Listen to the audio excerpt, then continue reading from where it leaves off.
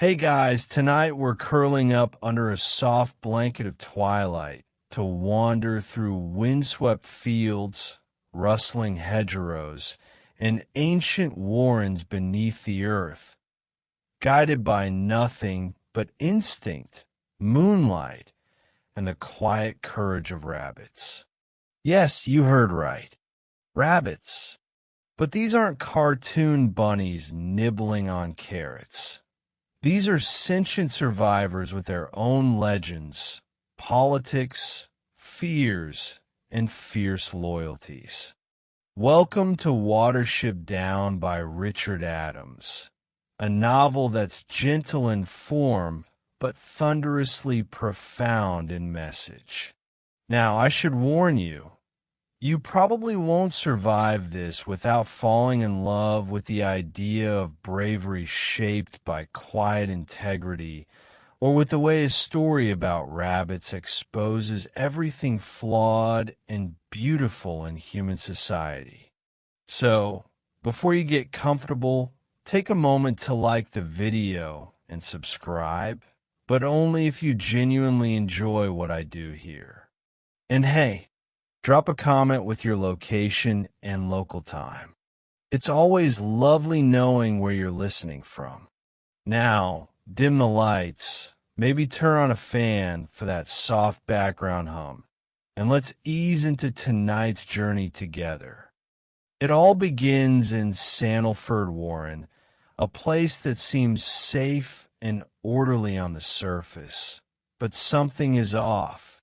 A small, nervous rabbit named Fiver, who has always been a little different, a little sensitive, receives a powerful vision. He sees blood soaking the earth of their home, a silent scream from nature itself. Death, destruction, something unimaginable on its way.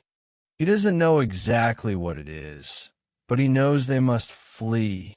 He tells his older brother Hazel, more practical and steady-minded, and Hazel believes him, not just out of familial loyalty, but because something about Fiver's intensity is deeply unsettling. The kind of fear you don't just brush off. The Warren elders, of course, dismiss their pleas. They rely on rules, not visions. They believe in order, not premonitions. It's a moment that speaks volumes about the way authority often overlooks intuition, especially when it doesn't come from power or tradition. So a small group of rabbits, Hazel, Fiver, Bigwig, a tough former member of the Warrens military class, Blackberry, the clever one, Dandelion, the storyteller, and a few others decide to leave. They slip away under the cloak of night, through the brush and under fences, into the great unknown. It's a departure not just from home, but from comfort, from certainty, from the social systems they've known. It's the start of a journey that mirrors any human path toward truth, rebellion, and self-definition. The land around them is unfamiliar. Every scent is strange. Every noise could be a fox. And yet they keep going, encouraged by Fiver's quiet urgency and Hazel's growing confidence as a leader. We see the dynamic already forming. Hazel as a protector, Fiver as a prophet. One rooted in action, the other in insight. And yet, neither alone could make the journey work. It's important to understand, Watership Down isn't a fantasy novel in the traditional sense. The rabbits don't wear clothes or walk upright, but they do have language, myths, even a hero trickster figure named El Herrera, whose tales are woven between chapters like spiritual anchors. These fables aren't just charming interludes. They reflect the internal states of the characters and offer commentary on survival, sacrifice, and cunning. The road is harsh. The rabbits traverse open fields, dodge predators, and face terrifying man-made structures like roads and rivers, each of which is described from their perspective in a way that feels simultaneously magical and terrifying. A simple car becomes a monster with glowing eyes. A cat is death incarnate. There's a breathtaking honesty in how the world is rendered, not as humans see it, but as prey would. One night, they encounter a farm and come across a snared rabbit. Bigwig, brave and brawny, nearly dies caught in a wire. It's a scene that jolts everyone, including the reader. Hazel risks everything to save him, and the moment becomes a baptism by blood for the group. Hazel, once just a quiet brother, is now something more. Not a dictator or warrior king, but a leader in the truest sense. Someone who puts others before himself. And yet, as they travel, we feel an aching nostalgia in Fiver. He's not relieved to be gone. He knows they're safe from the disaster he foresaw. But he senses that hardship is far from over. That this journey, while necessary, will demand every part of them. Mind, spirit, courage. Eventually, they arrive at a strange, inviting warren where the rabbits are sleek, well-fed, and oddly serene. The place feels too good to be true. And of course it is. But we'll get to that in the next section. For now, we're left with a growing sense of motion, of characters moving towards something they don't yet understand. And isn't that what all of us do in some way? Fleeing the familiar because we've glimpsed a danger others can't see. Moving toward a truth we can't yet articulate. Following, as Fiver might say, a thread only we can feel pulling through the dark earth. The rabbits, tired and road-worn, arrive at a curious new warren, one that seems like a paradise on the surface. There's ample food, no signs of struggle or predators, and the rabbits there are large, well-groomed, and strangely polite. They speak in riddles, avoid direct answers, and seem too refined for creatures of the wild. Hazel and the others are immediately intrigued, but Fiver feels it in his bones. Something is wrong. This is the warren of the snares. What the group doesn't know, what they're only beginning to sense, is that the security and abundance of this place come at a sinister cost. The rabbits here live with the knowledge that at any time, one of them might vanish, caught in a trap laid by humans. But they've accepted this horror. In return for comfort, they've surrendered freedom. In exchange for safety, they've forfeited dignity. The moment this realization dawns is unsettling. It's not a place of peace, it's a gilded cage. The rabbits don't speak of the missing. They recite strange poems, artfully dodge questions, and live half in denial, half in dread. It's not just unsettling for the characters. It's haunting for us as readers. because we recognize the dynamic. We've seen it in history, in institutions, in communities where people accept quiet suffering in return for routine. And Fiverr, ever attuned to the rhythm of life and death, begs them to leave. Hazel hesitates. Bigwig mocks the unease. But then it happens. Bigwig, bold, sarcastic, cynical Bigwig, falls into a snare. It's a moment of terror. Fiverr's vision was right again. The group must act quickly and cleverly to save Bigwig. And they do, barely. But the horror of it all cracks the illusion.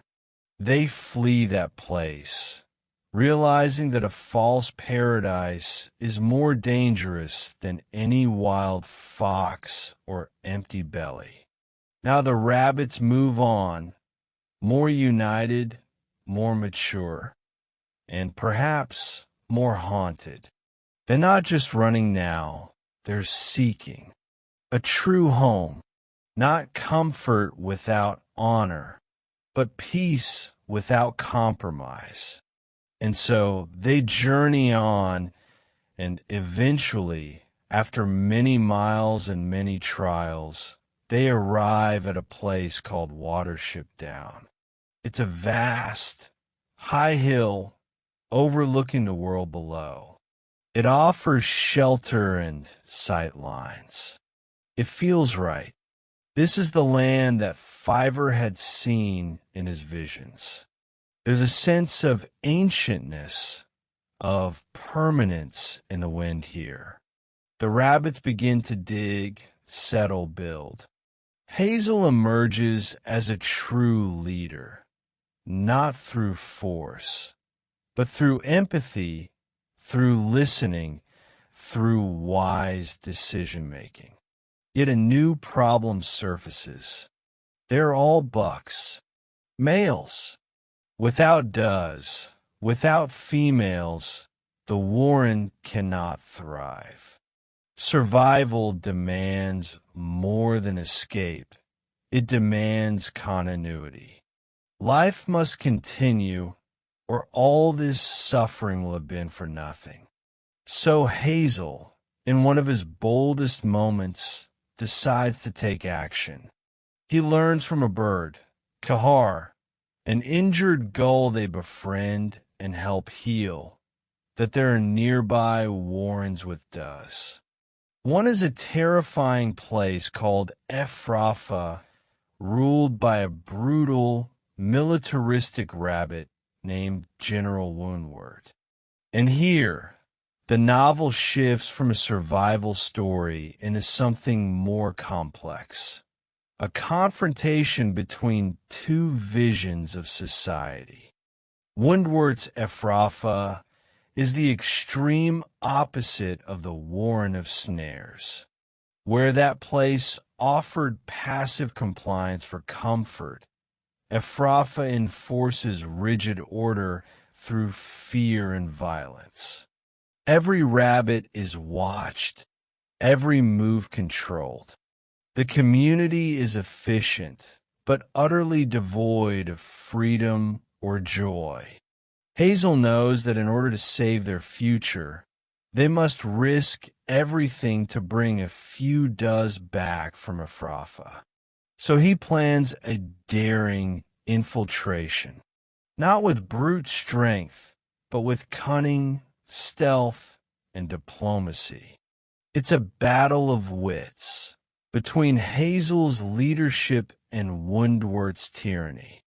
This isn't just a raid, it's a philosophical clash, one that mirrors so many real-world struggles.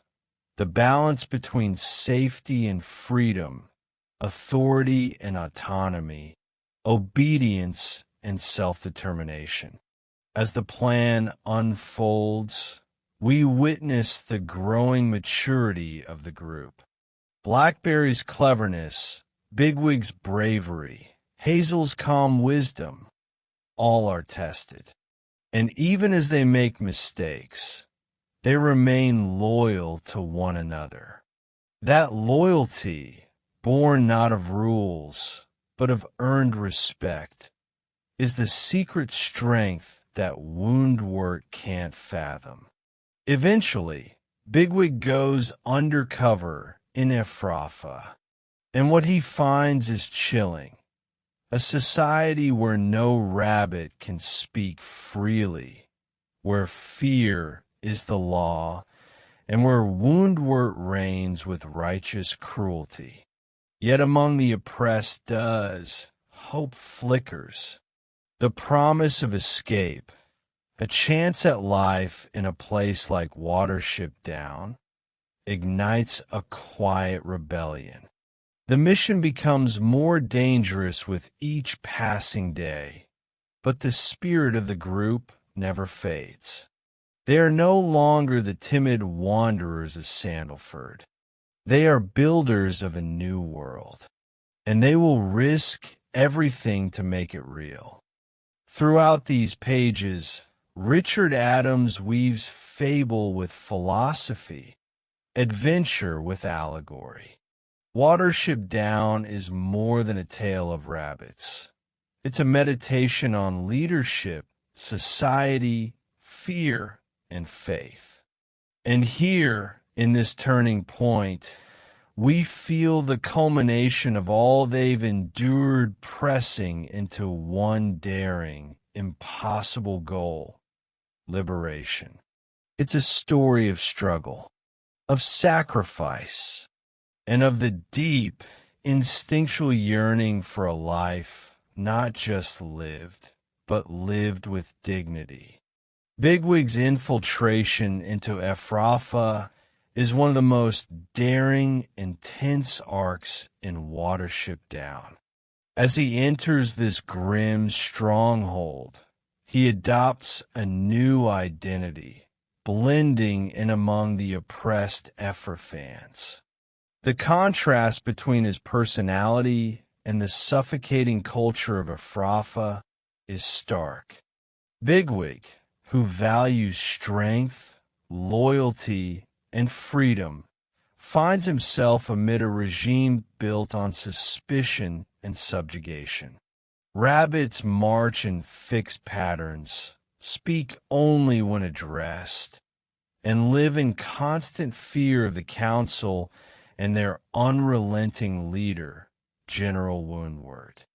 Woundwort is no mere villain.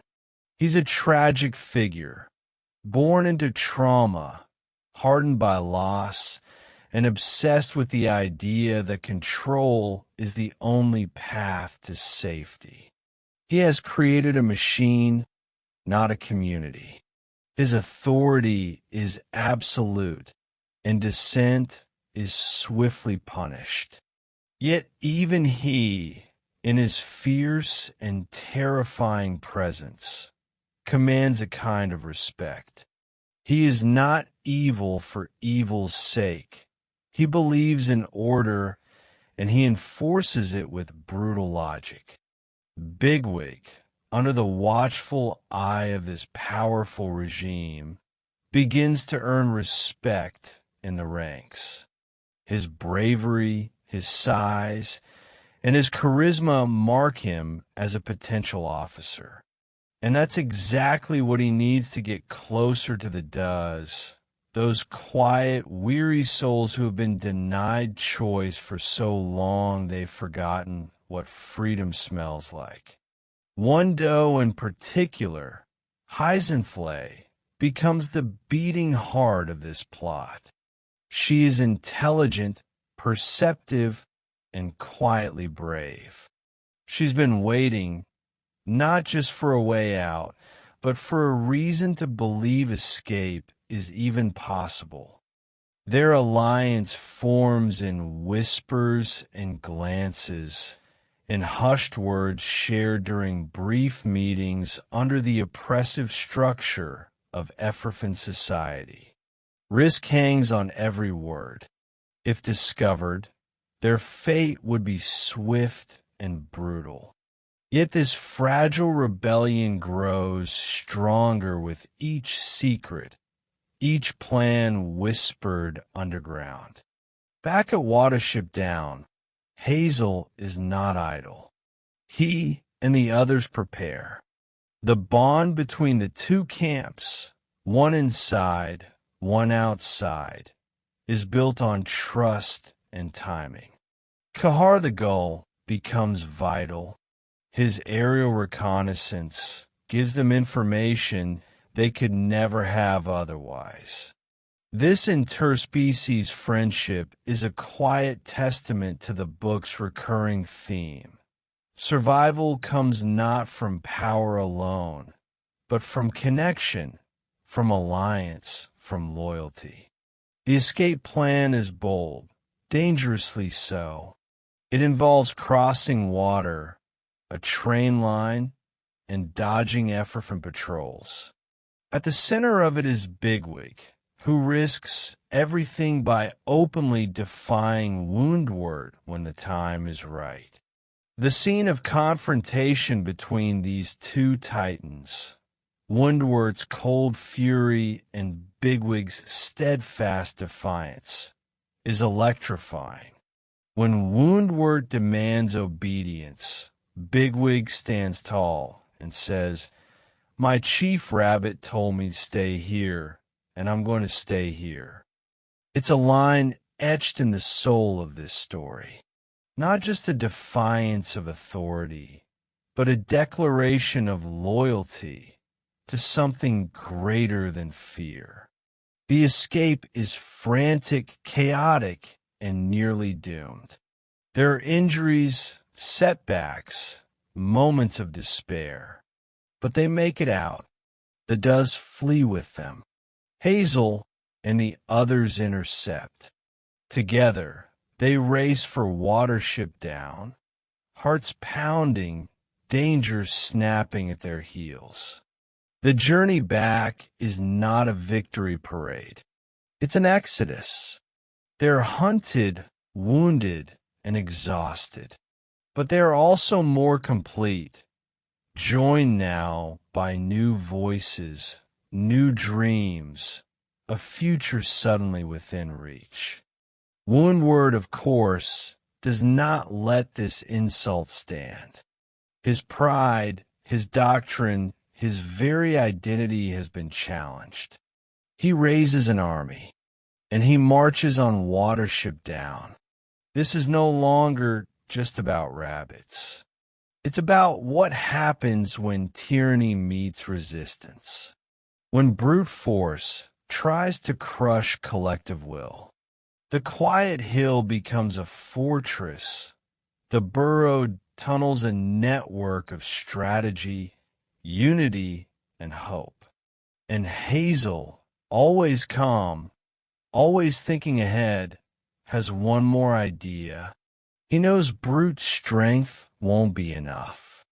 So he sends a message to the farm where they once saved a rabbit from a snare.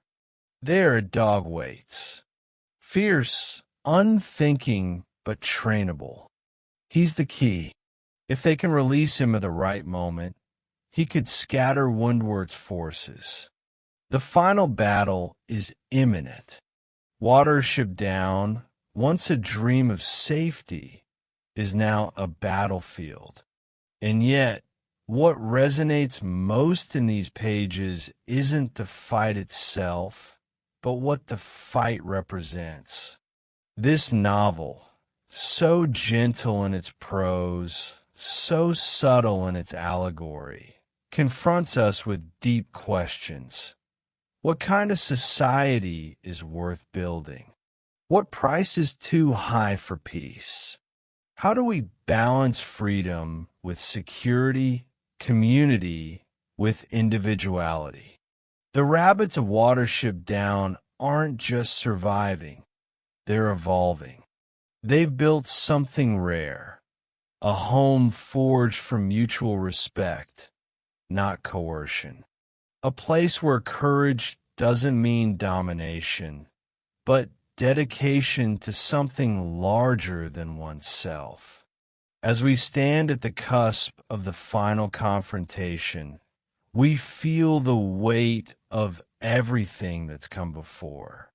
The fear, the hope, the dreams that began with Fiverr's vision and found form in Hazel's leadership, Bigwig's bravery, and every quiet act of resistance along the way. This is what the book whispers to us as we read, as we listen in the quiet of night, that no matter how small, no matter how fragile, something precious can still be built in a world full of dangers.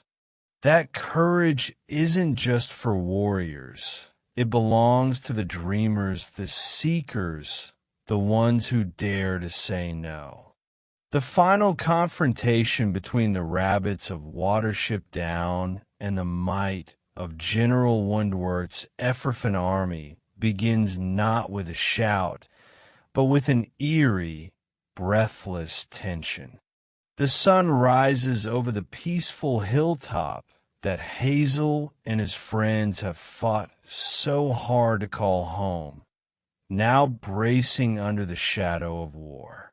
The contrast is painful, beauty and brutality on the same horizon. Woundwert is relentless. His army is disciplined, vast, and absolutely loyal, or terrified into obedience. They arrive with overwhelming force, confident in the inevitability of their victory. The rabbits of Watership Down are outnumbered, outmatched in physical strength, but they are not unprepared. They've built their defenses not with brute force, but with intelligence. Every tunnel, every turn, every escape route has been planned with care and purpose. And more importantly, they fight not to conquer, but to protect. Bigwig takes center stage once again, stationed at a narrow passage, the final defense. The confrontation between him and Woundwert is legendary, and not just in rabbit lore. Woundwert, a figure of unstoppable force, meets the sheer will of Bigwig, who, battered and bleeding, refuses to step aside. There's no bluff here, no posturing, just determination etched into every fiber of Bigwig's body. And in that moment, it becomes clear to Woundwert and to us that this isn't just resistance. This is principle, and there is no winning against that kind of belief. But the plan doesn't rest on brute defiance alone. Hazel's foresight is once again key. Earlier, he'd risked his life to return to the nearby farm where a dog lived. A dangerous creature, yes, but also a natural enemy to Rabbit's enemies. Hazel had sent Blackberry and Dandelion with a dangerous mission. Unchain the dog, lead it to the battlefield at just the right time. As Woundwert pushes forward, confident his might will break the defenders, chaos erupts behind him. The dog barrels through the field like a force of nature. To rabbits, predators of their own kind, it is terror incarnate.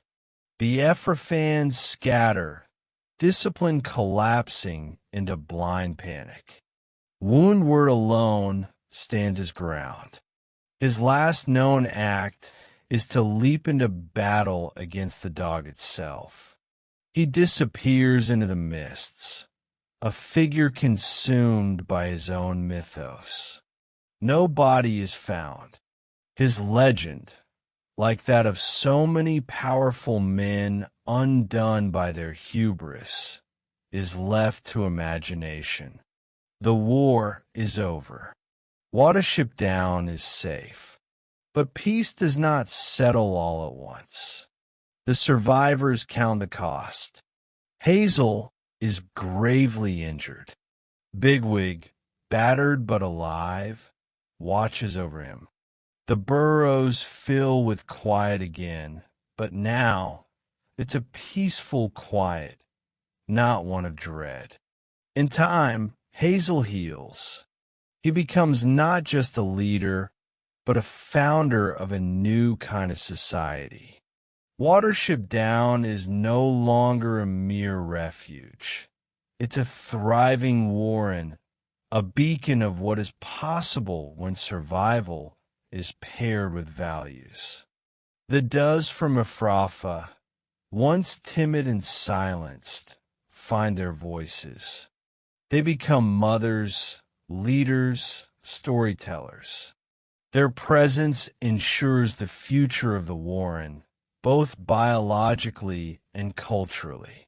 No longer is Watership Down just a place of male valor. It becomes whole. We get to see a moment many stories would skip, the building, the quiet after the storm. We see Hazel in old age, not as a warrior or a hero, but as a soul who has lived fully. He remembers Fiver's visions. He watches the new generations grow up without the fears that shaped him. And then, in one of the most poetic and gentle endings in modern literature, we see Hazel visited by a stranger. It is the black rabbit of Enel, an embodiment of death, or perhaps transcendence. But there's no fear. Hazel is offered rest, not punishment. The black rabbit assures him that his warren will be safe, that his people will thrive. And Hazel, his work done, slips peacefully into legend. It's a moment that reframes the entire book. This was never just a survival story. It was a myth in the making. A fable not about rabbits, but about life. About bravery that comes not from dominance, but from love and vision. Now let's reflect. Watership Down is often misread, dismissed as a children's story, as a tale of talking animals. But what Richard Adams has created is something else entirely. An epic, a political allegory, a meditation on leadership, morality, freedom, and the nature of community. The rabbits, though animals, are far from caricatures. Each one is built with nuance, flaws, and spirit.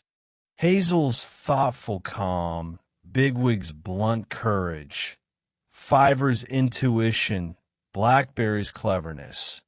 Each represents a different facet of what it means to be part of a collective, each showing how no society thrives under one trait alone. Woundwort, too, is more than a villain. He is a study in trauma and absolutism. His tyranny is born not of desire for power, but fear that chaos will destroy those he loves. But in trying to suppress all unpredictability, he crushes the very soul of his warren. Adams fills this world with depth, with a constructed language, Lapine, mythology, El Herrera, and a sense of ecology that feels lived in.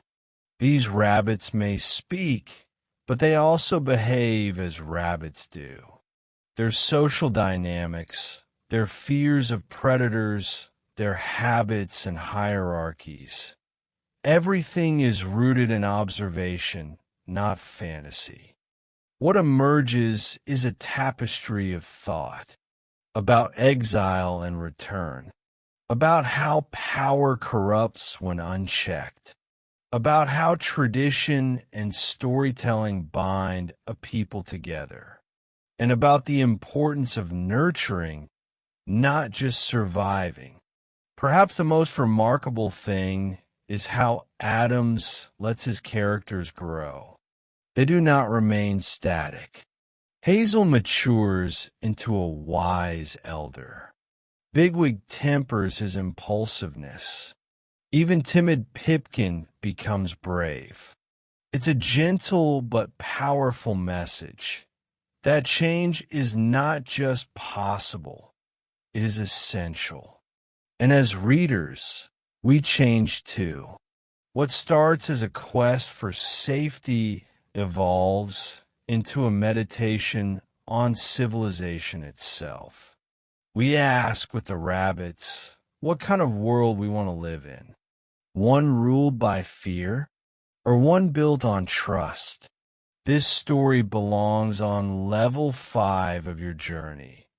When you begin to see not just yourself, but the systems around you, you begin to question what leadership should look like, what sacrifice means, and how fear can be both necessary and corrupting. Watership Down is not a bedtime story, even though it soothes us. It is a reminder that stories shape identity, that freedom is fragile, and that even the smallest among us, yes, even rabbits, can change the world. With the threat of Afrafa behind them, and the fields of Watership Down now humming once more with life, the rabbits settle into the rhythms of peacetime. But this isn't simply a return to old ways. Rather, it marks the beginning of a profound evolution in the Warrens' collective consciousness. The story now moves into a quieter, deeper register.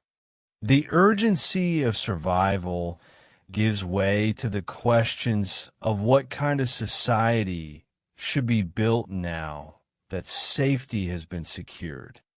Hazel, no longer just a leader by necessity, grows into a figure of true wisdom. His leadership style, compassionate, strategic, unassuming, continues to shape the community, but he is careful not to rule by force or demand reverence. He listens, delegates, and empowers others.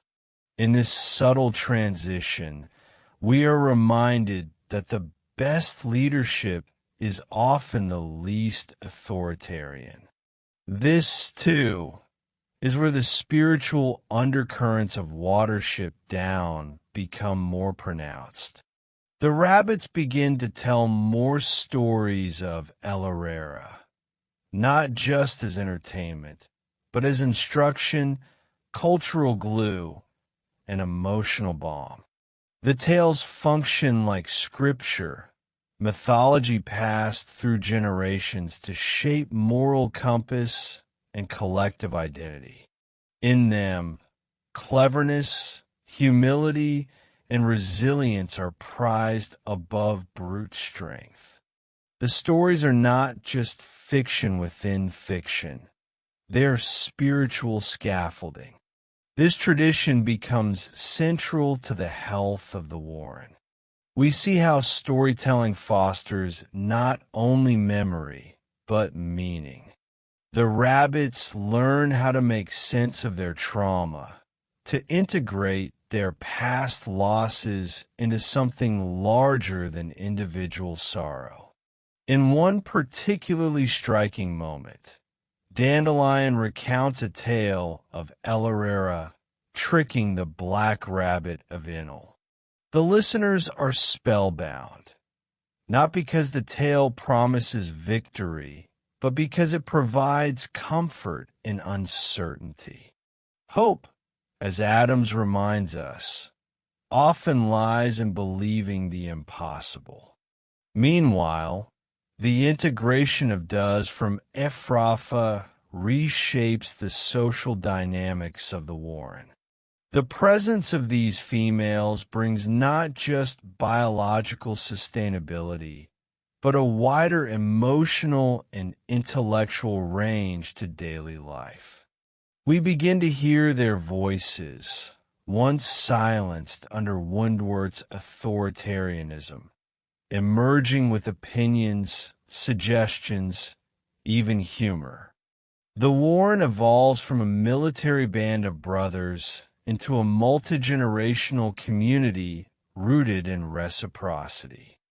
This transformation is not without tension. Old habits linger. Some of the Watership Down bucks are unsure how to handle the shift in balance.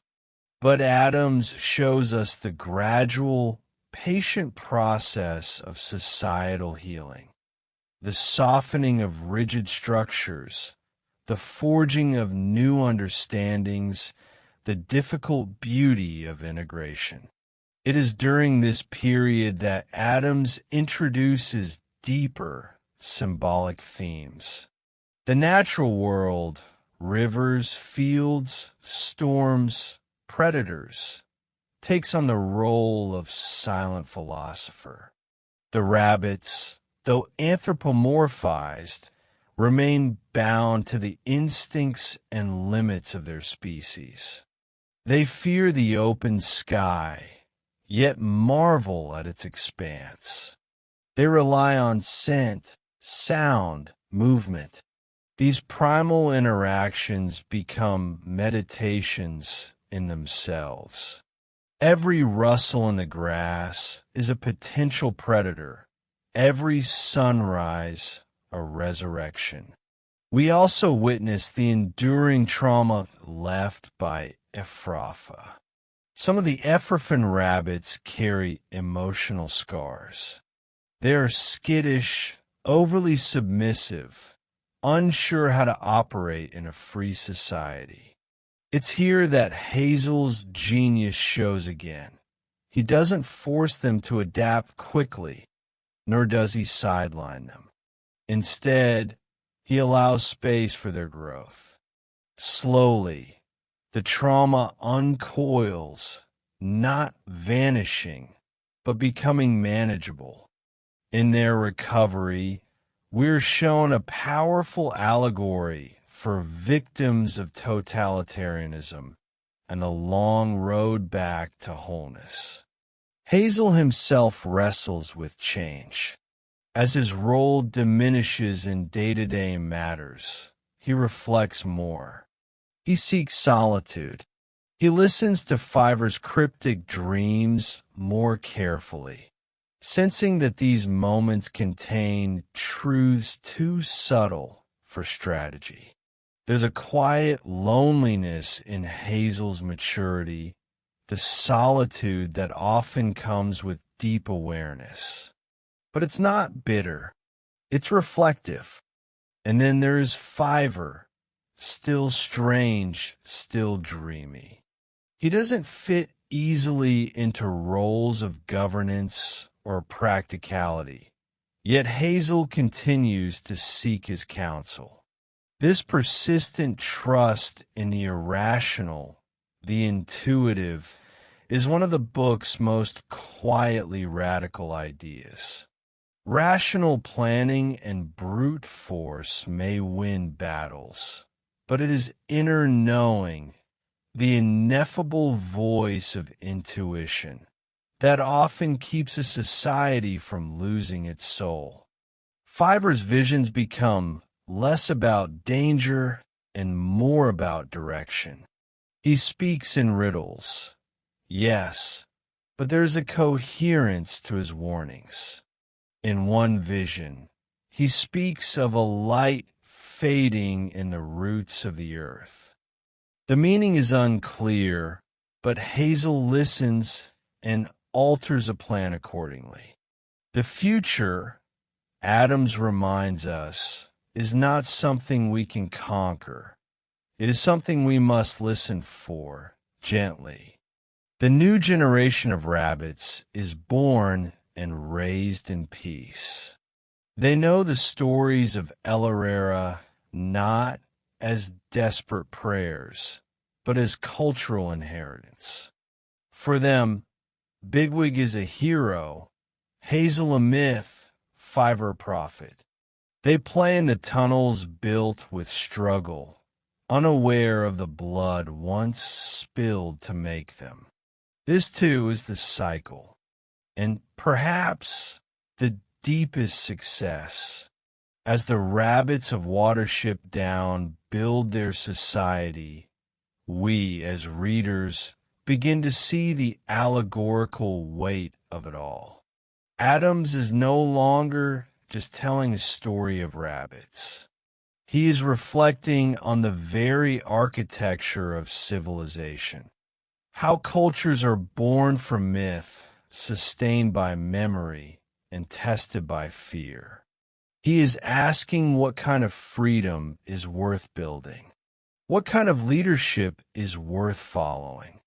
The genius of Watership Down is that it never preaches. It presents. The rabbits act, reflect, adapt. Their lives are miniature mirrors of ours, stripped of pretense, politics, and jargon. Their dilemmas are ours, in fur and whiskers. And through it all, the hills remain. The grass grows. The wind moves through the heather, unbothered by rabbit or man. By the end of this section, the world of Watership Down has fully transformed from a narrow escape story into a meditation on collective rebirth. The danger has passed, but the questions remain. How do we live now that we are free? What will we teach those who come after us? How do we honor the cost of our safety? Adams offers no easy answers, but he gives us a world in which those questions are lived every day beneath the brambles and sky. As the community at Watership Down matures, Richard Adams turns our attention from the construction of safety to the deeper question of what makes a society meaningful. The rabbits are no longer merely surviving, they are living. But with that comes the quiet realization that survival in itself is not enough. The soul hungers even in peace. It is here that the book's spiritual dimension blossoms. One cannot help but feel that the rabbits, particularly Fiver and Hazel, begin to move through their world with a kind of reverent awareness. Life becomes layered, not just food and shelter, but myth and meaning, ancestry and mystery. The story begins to slow its pace, not in momentum, but in tone. It becomes contemplative. Hazel reflects often, watching the young rabbits at play, marveling at their lightness. He sees the future stretching forward, and yet feels a distance growing between himself and the generation he helped to secure. This distance is not sadness exactly. It's the inevitable separation that comes when one's role transitions from active leader to living legend. Fiver continues to deepen in silence. He speaks less now, but when he does, the others listen with hushed attention. His presence becomes almost priest-like, an anchor to the unknown. He is not a seer in the sense of forecasting weather or threat, but rather a voice that carries the weight of spiritual perception, an awareness of energy, of rhythm, of what lies beyond the senses. And the stories of El Herrera continue to shape everything. These tales are no longer confined to nighttime entertainment. They become a medium of transmission, a vehicle for shared values. The young rabbits grow up emulating El Herrera's cunning, courage, and compassion. But more than that, the stories root them in something timeless. They're no longer just rabbits. They are heirs to a legacy. This narrative device is perhaps Adams's quiet masterstroke. Through myth, he shows how even the smallest creatures can elevate their existence. Through storytelling, the ordinary becomes sacred. And in Watership Down, this is not an accident, it's a philosophy. But Adams also knows that peace does not mean the absence of challenge. Internal tensions begin to surface within the warren. The rabbits, now numerous, must navigate questions of governance, hierarchy, and identity. Who decides what's best? What happens when traditions clash with innovation? There are no coups or revolts, but there are debates, hesitations, and the occasional misstep. Hazel, ever the wise leader, handles these with quiet finesse. He never imposes rigid structures.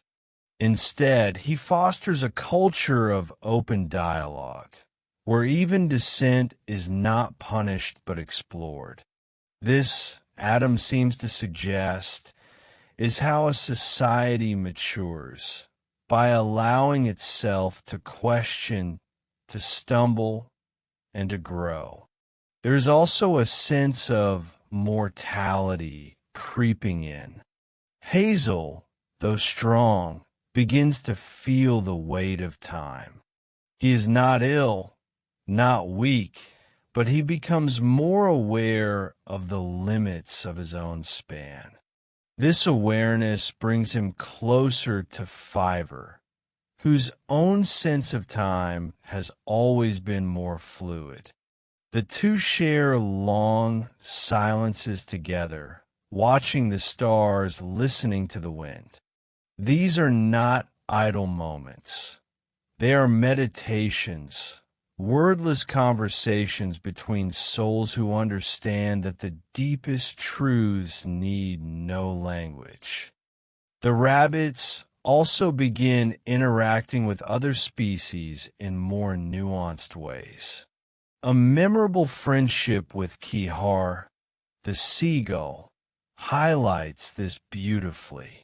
Kihar, brash and alien in speech, brings not just news of the world, but also new ways of seeing it.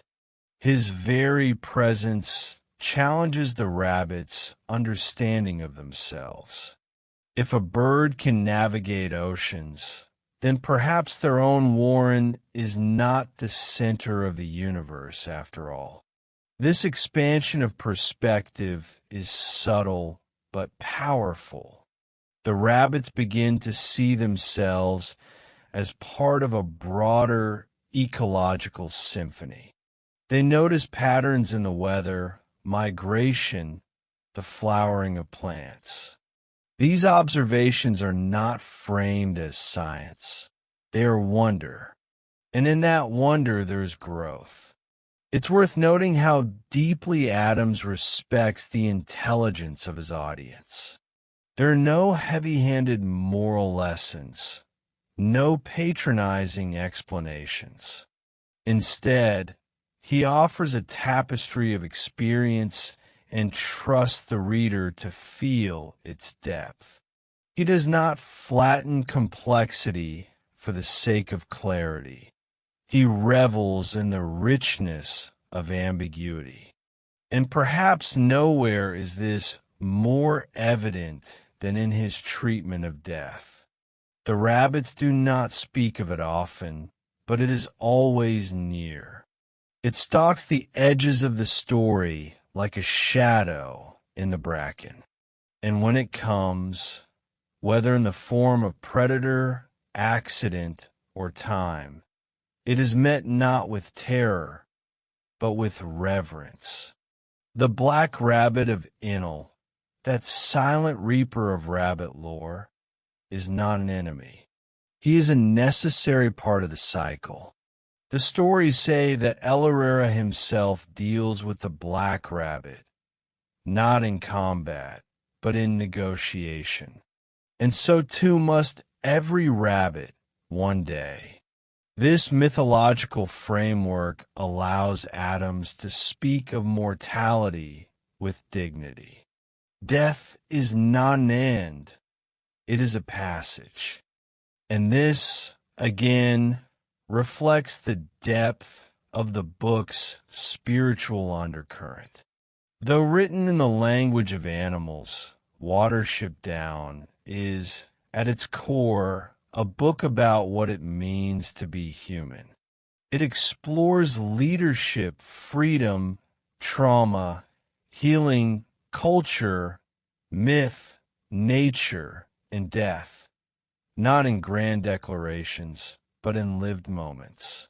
As the rabbits settle into their new lives, we as readers feel a kind of gentle catharsis.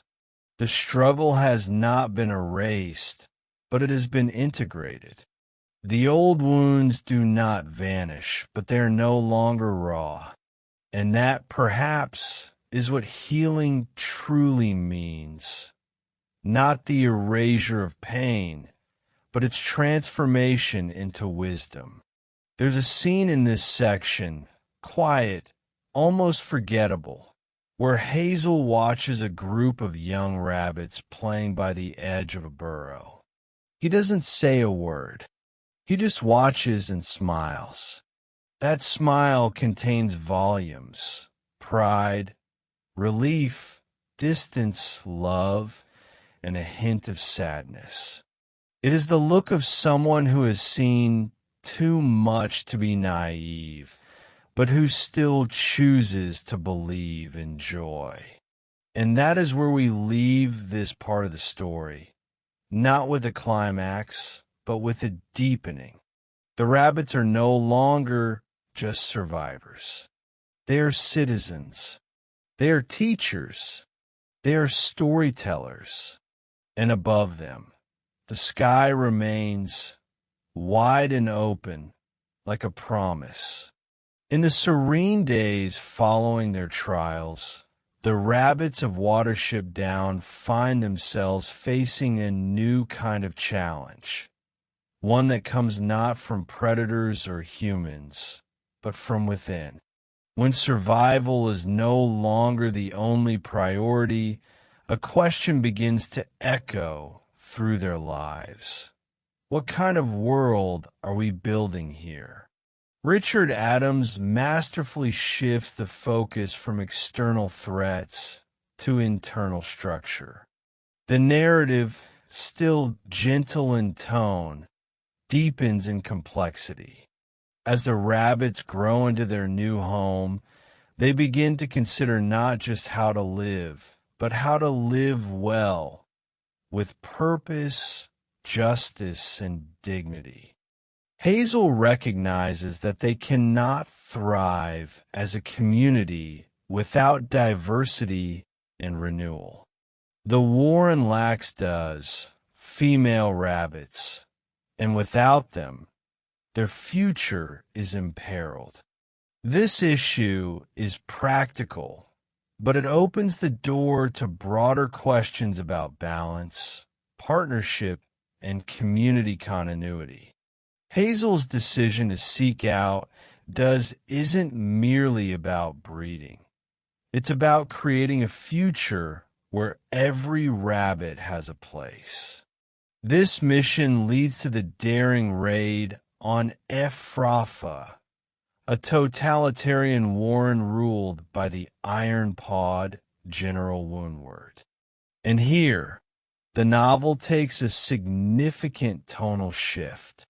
The world beyond Watership Down is not merely hostile, is morally compromised. Ephrafa is the mirror opposite of everything Hazel and his companions have tried to create. It is rigid, hierarchical, and fear-driven. Rules are absolute.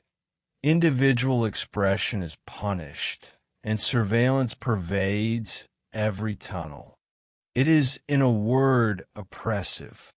Adams paints Ephrafa with haunting realism. You can feel the suffocating closeness of its tunnels, hear the echo of silent obedience, sense the underlying current of terror that governs its structure. In contrast to the organic, evolving democracy of Watership Down, Ephrafa is a frozen machine, efficient, brutal, and blind to beauty. The character of General Woundwort is essential here. He is not a cartoon villain. He is strong, brave, intelligent, but he is also obsessed with control. He believes in survival at the cost of freedom, and his vision of society is built on dominance, not trust. This makes him one of the most compelling antagonists in modern literature, not because he is evil, but because he is logical. And that logic, unchecked by compassion, becomes monstrous. The contrast between Hazel and Woundwort is stark. Hazel leads with intuition and trust. He delegates. He listens. Woundwort commands with fear and force. He sees vulnerability as weakness and freedom as chaos. In planning the raid on Ephrafa, Hazel once again proves his brilliance, not as a warrior, but as a strategist. He surrounds himself with rabbits of diverse strengths: Bigwig for courage, Blackberry for cunning, Fiver for vision. This ensemble leadership model mirrors the values of the Warren itself. Each voice matters, and unity is born from difference. Bigwig's infiltration of Ephrafa stands as one of the most suspenseful and psychologically rich sequences in the novel. Posing as a loyal officer, Bigwig witnesses the daily terror of Ephrafa firsthand. But even under pressure, his core remains unshaken. He forms bonds with the oppressed does, earns trust from wary followers, and begins to craft the seeds of rebellion. There's a moment, brief but powerful, when Bigwig looks into the eyes of Heisenflay, a wise and quietly defiant doe, and sees not just a companion, but a kindred soul. Their connection is not romantic in the human sense, but it is deeply intimate.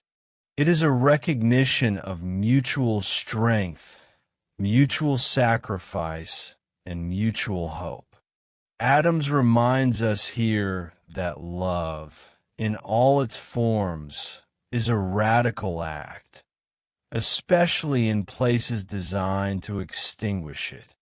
The escape from Ephrafa is nothing short of masterful. It's not just a triumph of brains over brawn. It's a reclamation of dignity. The plan, hinging on cooperation with Kihar and timed with precision, is a ballet of risk, courage, and improvisation. When Bigwig finally faces Woundwort and declares that he would rather die than surrender, we see the triumph of principle over power. Woundwort's fury is palpable, and yet he hesitates. For the first time, he meets a rabbit who will not be broken. and it shakes something in him. He does not understand Bigwig's loyalty, his refusal to abandon the weak. And in that misunderstanding lies Woundwort's true weakness. He cannot fathom a society not built on fear. As the rescue does flee with Bigwig and his allies, the balance shifts. Watership Down is no longer a lonely outpost. It becomes a sanctuary. With the arrival of new voices, especially those of the Does, the warren begins to flourish in new ways. The presence of mothers and future generations brings not just renewal, but transformation. Adams subtly shifts the narrative lens to include a broader spectrum of experience, suggesting that a society is only whole when all its members can contribute and thrive. And yet, even in victory, there is no gloating. Hazel does not mock Woundwort. He offers him mercy, a place in the new world. Woundwort refuses, retreating into myth. His final fate is ambiguous. Some say he still roams, leading phantom armies through the dark. In this, Adams leaves us with a warning. The impulse to dominate never truly vanishes. It must be resisted, not erased. With the rescue complete and the warren thriving, a profound stillness settles over the narrative. The rabbits, once fugitives, are now founders. And as they share stories around the sylphlay, the evening grazing, there's a sense that they have created not just a place, but a culture. Through myth and memory, through pain and healing, they have woven a new beginning. And that perhaps is the heart of Watership Down. That even in a world of predators, there is room for beauty. That even in exile, one can build home. That even in fur and paw, one can find the pulse of the human soul. As the days lengthen and the fields surrounding Watership Down come alive in golden hues, a sense of calm permeates the warren. But beneath that surface, deeper layers of meaning begin to take root. The external threats have waned, yet the real work of building a lasting society has only just begun. This section of the story subtly transitions from action-driven narrative to a quieter contemplation on culture, mythology, and collective identity. It is here that Richard Adams lifts his tale into allegory, allowing us to glimpse the symbolic framework that binds the rabbits together, not just by instinct, but by shared story. The role of storytelling in the warren cannot be overstated. As the rabbits recover from their trials and build a life of peace, they gather to tell tales of El Herrera, the trickster hero of rabbit folklore. These stories are not escapism. They're the lifeblood of rabbit consciousness, offering not just entertainment, but wisdom, courage, and moral direction.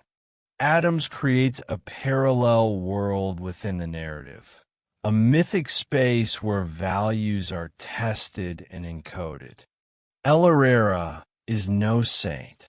He lies, steals, and cheats, but always for the greater good of his people. His cunning is celebrated, but never detached from heart. Through him, the rabbits learn that wit is as essential as strength, and that survival is not merely about outlasting, but outwitting. One of the most powerful El Herrera stories told during this time is the tale of his descent into the underworld to bargain with the Black Rabbit of Enel. This story, rich with eerie imagery and quiet sorrow, explores themes of sacrifice, death, and rebirth. El Herrera's willingness to suffer for his people becomes a model for Hazel, Bigwig, and the others, not because it glorifies pain, but because it sanctifies purpose. Here, Adams masterfully weaves the rabbit's mythology with the real events they've experienced. The lines between history and legend blur. The rescue from Afrafa becomes a new kind of story, one that will be told by future generations. And so, the rabbits are no longer just characters. They become founders, prophets, keepers of a fledgling civilization. Heisenflay emerges as a powerful presence. Now free from the shadows of Afrafa, she takes on a leadership role, not through force, but through intuition and wisdom. Her quiet strength complements Hazel's adaptable vision, creating a kind of dual stewardship that brings balance to the Warren. Her name, meaning shining fur, becomes symbolic of the luminous resilience that defines the new society. The arrival of Duz shifts not only the demographic, but also the philosophical fabric of Watership Down. The balance between nurturing and defending, between growing and surviving, between remembering and imagining, becomes more nuanced. The Duz are not merely needed for reproduction. They're creators of culture, carriers of memory, and voices of conscience. And so the Warren becomes a model not just of survival, but of civilization. The rabbits institute sentries, develop paths for foraging, rotate responsibilities. There is no formal government, yet there is order, an organic one, rooted in trust and mutual respect. This lack of authoritarian structure stands in stark contrast to Afrafa and offers a powerful commentary on leadership. Adams does not romanticize this harmony. There are still tensions, still disagreements. But the foundation is different. It is elastic, not brittle. Flexible, not fragile. And in that flexibility lies resilience. Perhaps one of the most beautiful sequences in the book is the way in which the rabbits begin to teach their young. The storytelling continues, but now with little ears curled around the speaker, eyes wide with wonder. The past, once dangerous and painful, becomes sacred and instructive. There's a poignant moment when Hazel watches the younger rabbits play, and he reflects, not with pride, but with a kind of awed gratitude. He does not see himself as a hero, but as a vessel. His choices, made in uncertainty, have resulted in peace he never dared imagine. He does not crave a statue or a title. His reward is the sight of laughter, the hum of safety, the bloom of freedom. And it is here that we begin to feel the quiet pulse of legacy. The heroes of the story are not those who sought glory, but those who listen to the whisper of something more, the voice of compassion, of vision, of possibility. In this, Adams draws a clear line between power and greatness. Woundwort had power. Hazel has greatness. The themes of this section reach far beyond the rabbit world.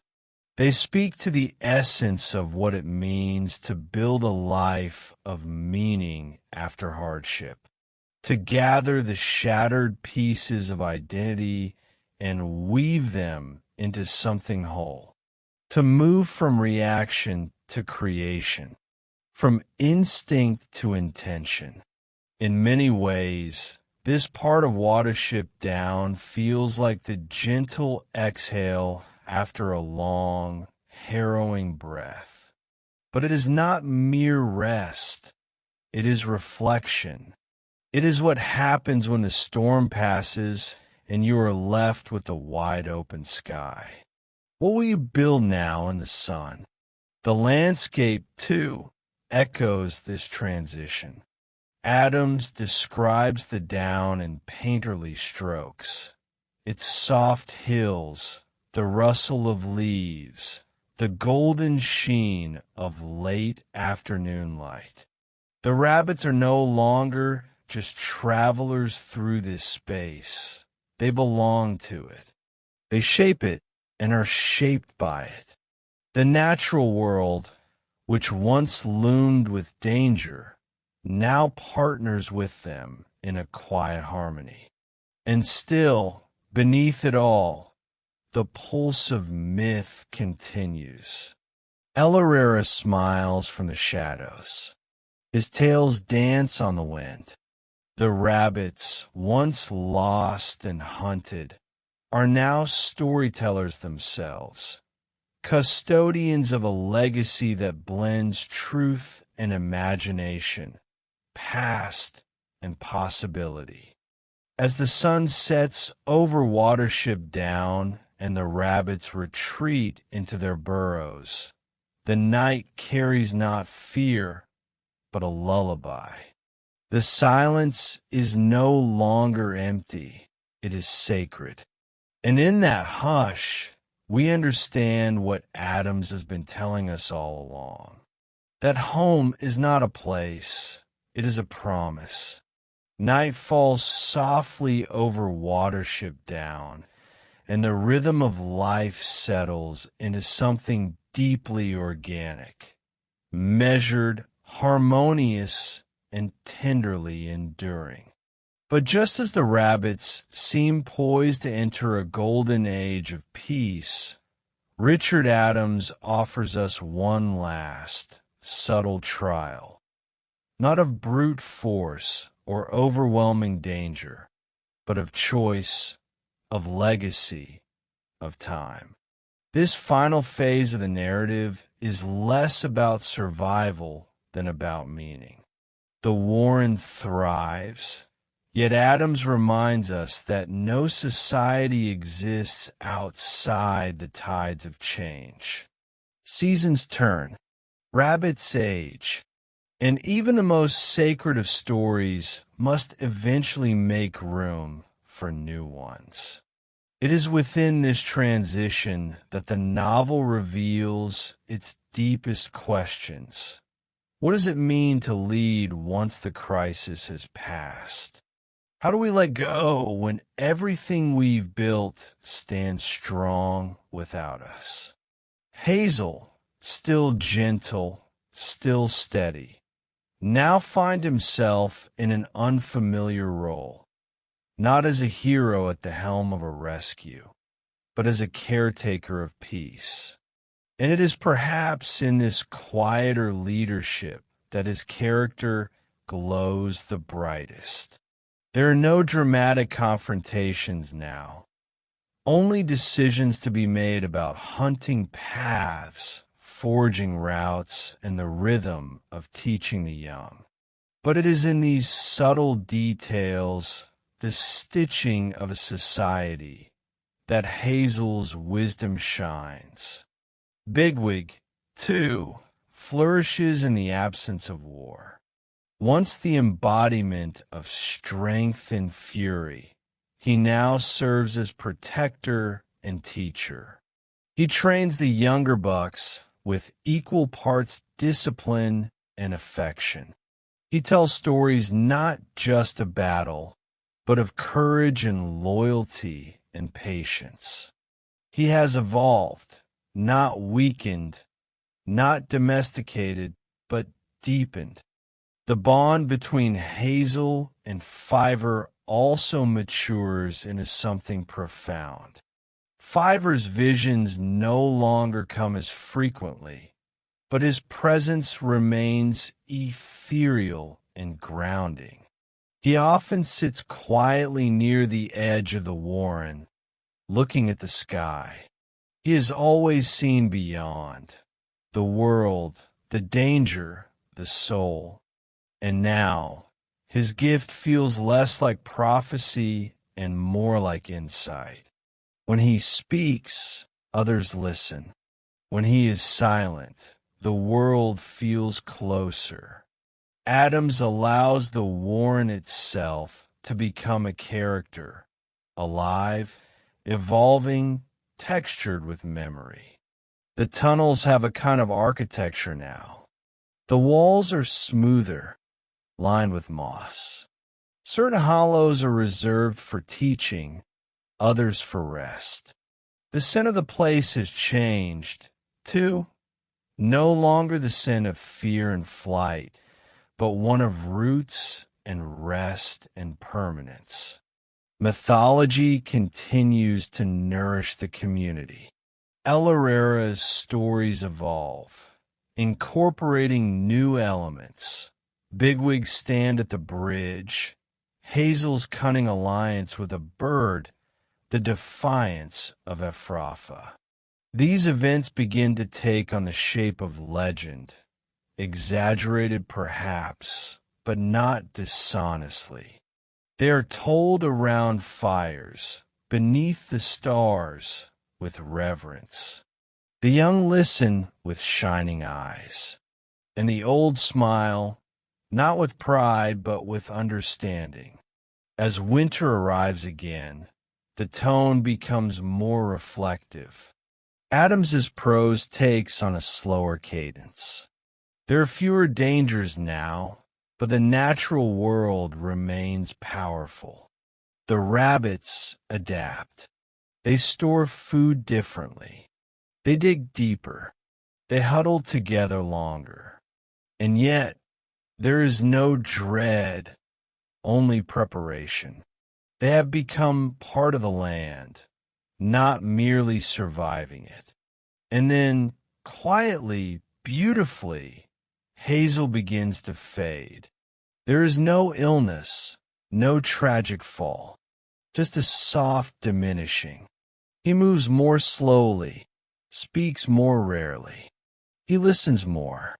He watches the younger rabbits take on more responsibility, and in them, he sees the future, not just of Watership Down, but of hope itself. Adams does not dwell in sentimentality. He treats Hazel's aging with dignity. We are not meant to weep for him, but to honor him. His journey has never been about glory, but about grace. And then, in one of the most poetic and understated scenes in the book, Hazel is visited in the quiet of the warren by a mysterious rabbit, a messenger, gentle but powerful. There is no threat, no command, just an invitation. The black rabbit of Enel has come, not to take, but to offer. Hazel, ever intuitive, understands. He rises slowly. The world around him is soft with moss and moonlight. And as he follows the stranger through the tunnel, we feel no fear, only peace. It is not death, but transcendence. This moment, serene and radiant, is where Adams's genius crystallizes. He offers us a vision of mortality that is neither tragic nor escapist. Hazel's passing is not the end of the story. It is its continuation in another form.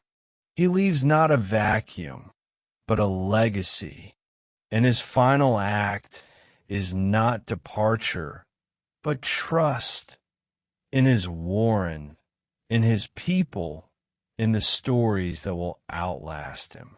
When the sun rises again over Watership Down, the rabbits emerge into light. The young play, the old observe, the stories continue. And so we are left not with a finale, but with an echo, a gentle resonance that stretches across time, reminding us that the real victories are not in battles won, but in the worlds we build, in courage, in kinship, in care. In the final pages, Richard Adams subtly turns the mirror outward. Watership Down is not just a rabbit warren. It is every society seeking meaning beyond survival. Every individual struggling to balance freedom with responsibility. Every soul yearning not for power, but for peace. The book asks, how do we live well? How do we lead without ruling? Guide without dominating? Fight without hatred? Love without fear? And in answering these questions through the lives of rabbits, Adams shows us a truth that transcends species, setting, and even time. That courage is quiet.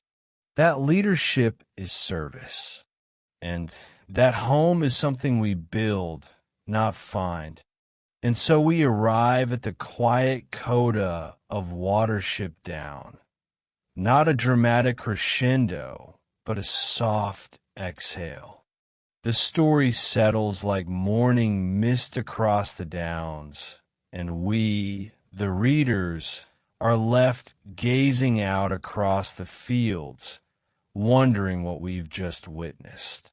Not merely the tale of rabbits, but a living, breathing allegory of existence itself. The final stretch of this journey is not about what happens next, but what remains, what has endured after all the trials and transformations.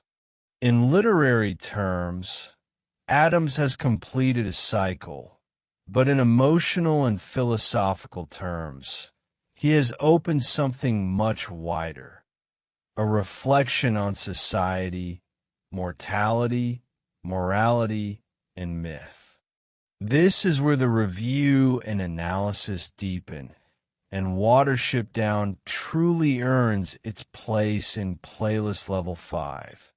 The veil lifts. For here, the veil of metaphor gives way to clarity, and what we thought was just a story about rabbits now reveals itself as a meditation on freedom, leadership, the construction of society, and spiritual meaning. Let's begin where all good systems do, with structure. Adams doesn't just build a rabbit society. He constructs a vision of civilization from the ground up. 3 warrens, Sandalford, Ephrafa, and Watership Down, serve as philosophical models. Sandalford is a stagnant, traditional monarchy doomed by ignorance. Ephrafa is a totalitarian regime built on surveillance and fear. Watership Down is the ideal, communal, adaptive, spiritual, a society that balances autonomy and responsibility. This triptych is no accident. Adams, a World War II veteran, a civil servant, and a man of literature, understood the stakes of governance. His rabbits may speak in gentle tones, but their world is no less political than our own. Through them, he critiques fascism, questions blind obedience, and praises the messy beauty of democratic evolution. Bigwig's character arc embodies this critique. In Sandalford, he is a soldier. In Ephrafa, a rebel. In Watership Down, a mentor. His transformation reveals a core truth. Real strength is not about dominance. It's about restraint, discernment, and devotion to others. Bigwig doesn't just grow stronger, he grows wiser. Hazel, meanwhile, stands as the book's moral and philosophical heart. He is not the biggest, nor the bravest, nor the fastest, but he listens, he adapts, he trusts, and most importantly, he believes in others. His leadership is anti-heroic in the best way. It is cooperative, modest, and anchored in trust. This vision of leadership is where Adams truly departs from the usual animal allegories. Unlike Orwell's Animal Farm or Kipling's Jungle Book, Watership Down refuses to simplify or sermonize. It doesn't offer a binary of good versus evil. Even General Woundwort, the antagonist, is rendered with complexity, brutal, yes, but also deeply scarred by his past. He is a product of trauma, not just tyranny. In this, Adams hints at a broader truth. Societies are not built by ideals alone, but by individuals shaped by pain, memory, and fear. The question isn't who deserves power, but who can hold it without losing themselves. And then there's Fiverr. Fiverr is intuition personified, the spiritual thread running beneath the narrative's practical fur. He represents something deeply ancient, perhaps even mystical. His visions are not plot devices. They are reminders that some truths can't be seen with the eyes, only felt with the soul. Fiverr's gift challenges the rational world of rabbits who prioritize food, shelter, and order. But his presence affirms that real wisdom requires both intellect and instinct, both data and dream. In him, Adams blends animism, folklore, and quiet theology, because at its core, Watership Down is also a deeply spiritual book, not religious necessarily, but spiritual in the truest sense. It's about meaning, connection, myth. El Herrera's stories are not mere entertainments. They're survival tools, memory maps, ethical frameworks. These myths keep the rabbits grounded, give them hope, teach them to be clever and courageous. They serve the same function mythology has always served: to humanize the inhuman, to sanctify the ordinary, to turn survival into something soulful. Adams, clearly influenced by Joseph Campbell and the tradition of mythic storytelling, understands this implicitly. El Herrera is a trickster, yes, but also a Christ figure, a Prometheus, a Bodhisattva. He suffers, he sacrifices, he inspires. His tales are the glue that holds rabbit culture together. Which brings us to the heart of this book's greatness. It doesn't just tell a story. It creates a world, complete with its own language, lapine, mythology, history, political systems, and spiritual customs. And within this world, Adams gently lifts the veil, revealing how all societies, no matter how small, must wrestle with freedom, fear, faith, and the eternal question, what kind of life is worth living? There's a reason Watership Down has never gone out of print since its publication in 1972. It resonates not because it anthropomorphizes animals, but because it deconstructs humanity.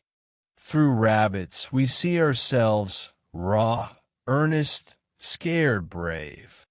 We see our flaws, cruelty, cowardice, control. And we see our beauty, compassion, sacrifice, story. Richard Adams never meant to write a children's book.